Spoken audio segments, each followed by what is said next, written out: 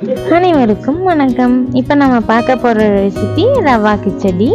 அதுக்கு நான் வெங்காயம், தக்காளி, மிளகாய், இஞ்சி, கொத்தமல்லி, கேரட் பீன்ஸ் கட் பண்ணி எடுத்திருக்கேன். வறுத்து தாளித்து விட்டுறலாம். பாத்திரம் வச்சு ஹீட் ஆனதும் ஆயில் ஆட் பண்ணிக்கிறேன். ஆயில் காஞ்சதும் கடுகு போட்டுக்கிறேன். கடுகு நல்லா வெடித்து வந்ததும் கடலைப்பருப்பு ஆட் பண்ணிக்கிறேன்.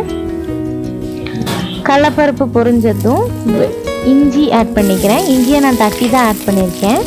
கூடவே வெட்டி வச்சுருக்க ஒரு வெங்காயம், ஒரு பச்சை மிளகாய், கருவேப்பிலை ஆட் பண்ணி நல்லா கலந்து கொடுத்துக்கலாம்.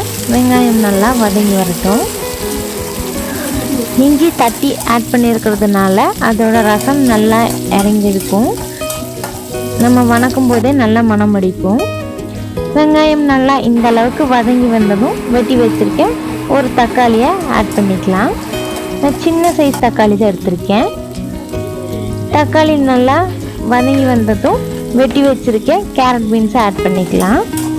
அதையும் நல்லா கலந்து கொடுத்துட்டு எண்ணெயிலேயே வதங்க விட்டுறலாம். அப்போ நல்லா நம்ம ஃப்ரைட் ரைஸ் நூடுல்ஸில் சாப்பிட்ற மாதிரி நல்லா கருக்குன்னு இருக்கும். இல்லை உங்களுக்கு நல்லா மசிஞ்சு வரணும்னா கொஞ்சமாக தண்ணி ஊற்றி கேரட் பீன்ஸ் வேக விட்டுருங்க. பாருங்கள், இப்போ ஒரு 10 நிமிஷம் ஆயிடுச்சு. நான் திரும்பவும் நல்லா கலந்து கொடுத்துட்டு 3 டம்ளர் தண்ணி ஆட் பண்ணிக்கிறேன். அடுத்தது தேவையான அளவு உப்பு போட்டு கொதிக்க விட்டுறலாம். உப்புமாக்கு எப்போவுமே தண்ணிக்கு தகுந்த உப்பு தான் போடணும். அப்போ தான் உப்பு சரியாக வரும். தண்ணி நல்லா கொதிச்சு வர வரைக்கும் வெயிட் பண்ணலாம். நான் இன்னைக்கு வறுத்த ரவை தான் எடுத்திருக்கேன். சப்போஸ் உங்களது வறுக்காத ரவையாக இருந்தால் நீங்கள் வறுத்துட்டு எடுத்துக்கோங்க. தண்ணி இப்போ நல்லா கொதிக்குது. ரவை ஆட் பண்ணிக்கலாம். ரவை ஆட் பண்ணும்போது நல்லா கலந்து கொடுத்துட்டு மேலேருந்து விழுகிற மாதிரி போட்டிங்கன்னா கட்டிப்படாது, ஈஸியாக கலந்துடும்.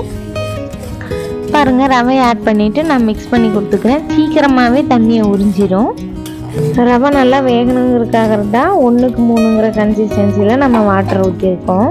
இப்போ பாருங்கள், நல்லா கொதிக்குது. இந்த ஸ்டேஜில் 1 ஸ்பூன் தேங்காய் எண்ணெய் ஆட் பண்ணி கலந்து கொடுத்துக்கிறேன்.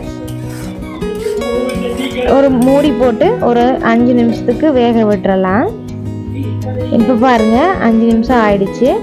நம்ம ஓப்பன் பண்ணி பார்க்கும்போது தண்ணி எல்லாமே சுண்டி ரவை நல்லா வெந்திருக்கு. நம்ம கலந்து கொடுக்கும்போது பாருங்கள் நல்லா திரண்டு வருது.